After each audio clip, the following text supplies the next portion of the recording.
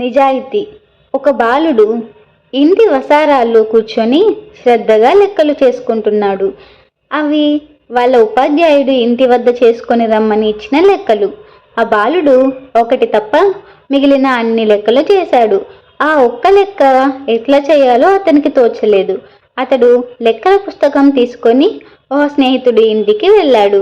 అక్కడ ఆ స్నేహితుడి అన్నగారు ఉన్నారు.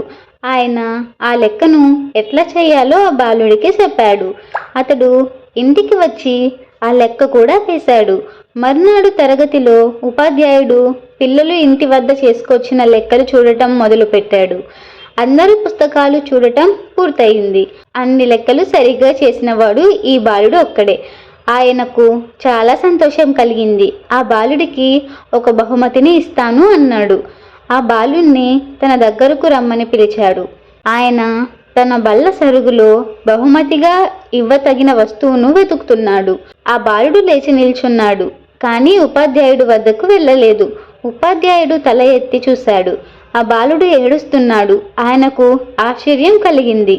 ఆయన ఆ బాలుని వద్దకి వచ్చి, నాయనా, ఎందుకు ఏడుస్తున్నావు అని అడిగాడు. ఆ బాలుడు, అయ్యా, లెక్కలన్నీ సరిగ్గా చేశానని కదా మీరు నాకు బహుమతి ఇస్తున్నారు.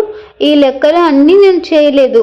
వీటిలో ఒక లెక్క నా స్నేహితుడు అన్నగారి చేత చెప్పించుకొని చేశాను కనుక ఈ బహుమతిని తీసుకోవడానికి నేను తగను అన్నాడు. అయితే ఏడవటం ఎందుకు అని అడిగాడు ఉపాధ్యాయుడు.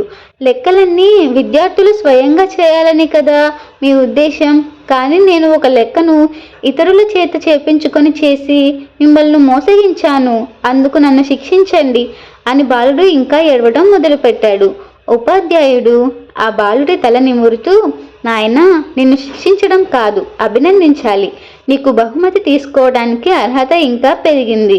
అయితే ఈ బహుమతి లెక్కలు చేసినందుకు కాదు, అంతకంటే గొప్ప పనికి, నీ నిజాయితీకి అని ఆ బాలుడికి బహుమతిని ఇచ్చాడు ఉపాధ్యాయుడు.